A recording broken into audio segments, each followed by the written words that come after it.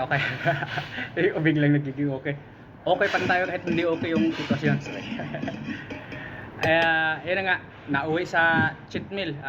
2 weeks out na lang sana. Kaso nga lang, nakiusap yung kabady ko na mamayang hapon na daw siya papasok. Kaya sinabihan ko na lang na bukas na lang talaga siya papasok. Kasi alanganin na eh. Hindi rin ako makapagbuhat pag uwi ko mamayang hapon. Kasi 36 hours na ako eh. Sa isip-isip ko, i-48 ko na lang, sagad ko na lang para bukas buong araw yung pahinga ko. Tapos sa hapon na lang siguro ako magbubuhat para makapagbuhat pa rin, tapos magbuhat cardio. Ito na yung nangyayari. Ano ba, ito, togi at saka yung tinga. Wala. yun lang talaga yung pagkain dun sa kantin eh.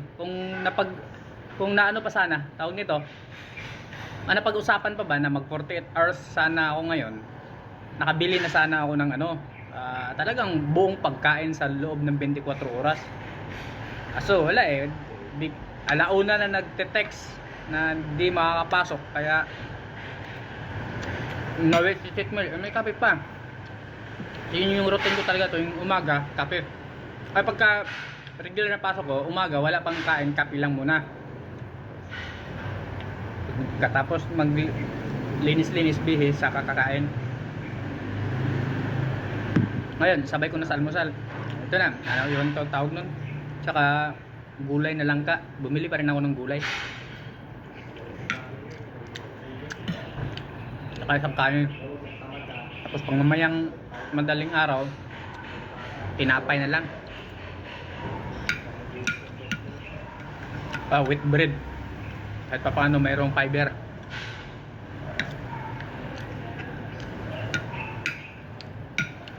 Ganun talaga eh.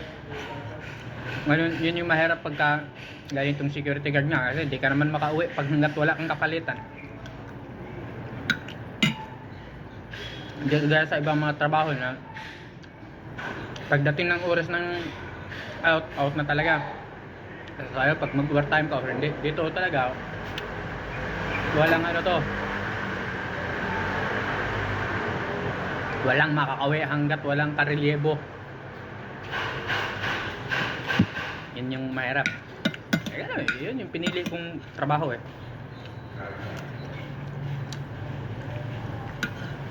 Yes, talaga mahirap sa parang bago yung kapalitan mo, hindi mo pagamay yung nature ng pasok niya o style ng pagpasok niya. Yung dati ko kasi kapalitan, walang problema yung pasok. Pagka meron yung mga lakad, maaga pa lang, mga alas 10 pa lang na ng umaga, nag-ano na yun pag may lakad para makapag-prepare tayo, lalo pag makikisuyo, makapagpabili ng pagkain sa labas. Ito ganyan. Kasi yung kapalitan ko, ilang araw pa lang yun eh.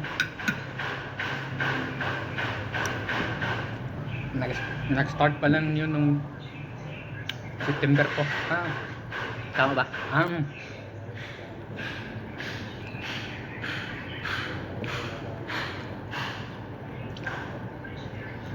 Hindi, ito na ngayon, nga. Ayan mo na, ganun talaga. Ngayon, kasama talaga yun sa pagkukumpita tayo mga distraction. Yun yung kasama sa challenge. Kasi nung kauna-unahan kong laro ng bodybuilding din, 2 months bagong competition, nasunugan din kami. Yun din yung isa sa mga pinakamalaking challenge talaga. Yun talaga, tupok lahat. Pati pa board shirt ko noon, time na yun. Tapos yung last 2 competition ko bago ako nung 2024 naman, ano naman yun, inabutan na umuwi naman ako, nulusob ko yung baha. And then, nagkatrangkaso, ka-LBM.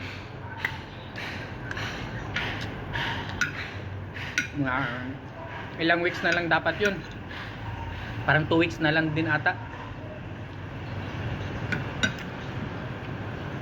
Tuloy-tuloy pa rin yung pasok ko nun. Kaya kumain para makarecover yung katawan ko. Kasi kung ituloy-tuloy ko pa yung diet ko, nagka-LBM na nga ako, nagkatrangkaso na, tapos bawasan ko pa yung kain ko, i-maintain ko yung kain ko sa mababa, paano yung katawan ko?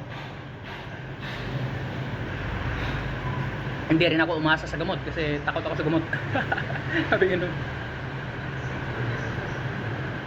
Kaya ang ginawa ko, kumain ako ng kumain. Kaya pagdating nung araw ng competition, ano na, basa na. Tawag nun, bloated na ba? Hindi na talaga ganun ka, no? Sa iba, meron pang nagsasabi sa akin na palusot, ganito ganyan. Ang talaga, minsan mindset talaga yun sa mga hindi talaga nakasubok na mag-prepare.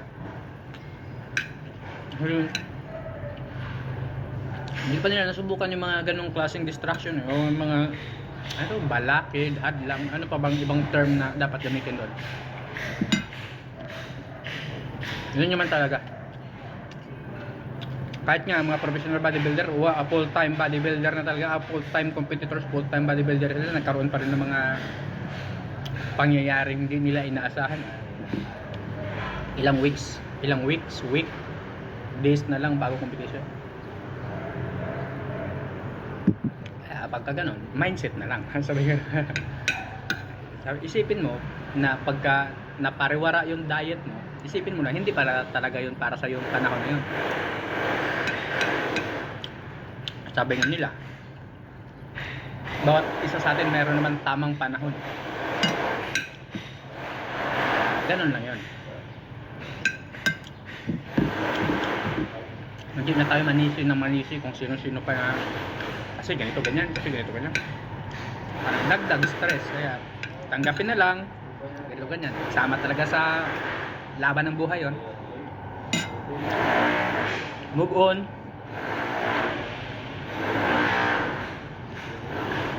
Bawi next time. Baka next time sa sumunod na competition, yun na yung time mo. Diba ganun lang. Yun na nga. Isipin mo, manisi ka na manisi, stress na nga yung katawan mo, mas stress pa yung utak mo. Kaya, at paano na? Baka maglakad ka ng nagsasalitang mag-isa niyan. Yun yung masaklap. Huwag ganun.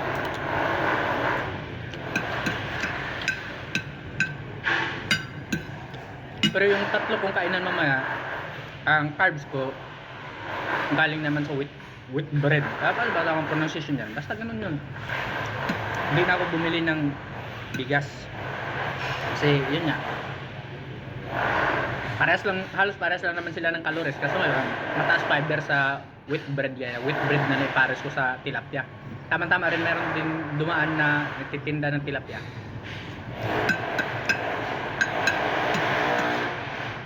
Pwede sana sagarin ko tilapia, pero bibili pa rin naman talaga ako ng kanin.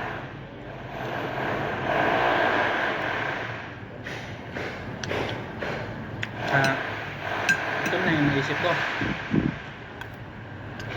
Fit meal ng dalawang kainan, bawi. Ano lang. Ito pa yung papananghalian. Ganun pa rin. Isang tapos ito parang adobo naman to. Inuna ko kasi itong pagkain yung isa, yung may toge, kasi mayroong black bean pa tawag mo. Ito alam ko mabilis mapanis to eh. Limutan ko. Black bean pala to eh. Ang gandang klase yan na doon isang kanin na din. Kagandahan kasi pagka bili mo lang din, kukunting ulam, basta maitawid mo lang yung maghapon ba?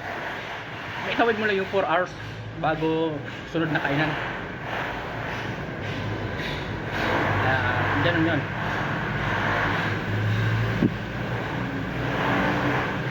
Ganun talaga. Pero flex pa rin tayo. Mamaya, kaso nga walang video, mag-charge ako, palubat na to eh. Pinilit ko lang tong cellphone na to kasi yun na, gusto ko magngawa. Wala akong video ngayon pang post sa kaya ito na lang yung wala akong workout video pang post ngayong araw na to. Kaya dapat bukas pang post ko yung video ko eh, kasi ngayon workout videos tapos kaya bukasan ko na ipopost. Nagbago, kaya ito na lang muna. Let's go.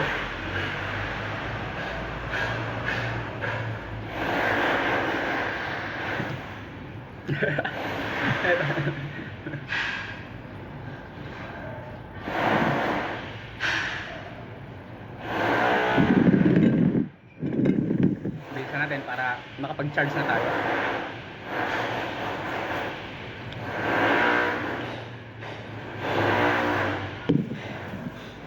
Ganun pa rin, pagkatapos kumain, kailangan pa rin mag-flex para 2 weeks out sana. Walang medyo lawlaw na yon. Yung tagiliran ko, medyo nabawasan na sana yung tubig. Kaso ngayon, parang napataas yung carbs ba? Carbs pa rin naman yung oatmeal. Iba kasi ito. Mataas din yung sodium kasi yung ulam. Pero okay na yan. Okay. Sorry, biglang okay. Takyo tayo rito.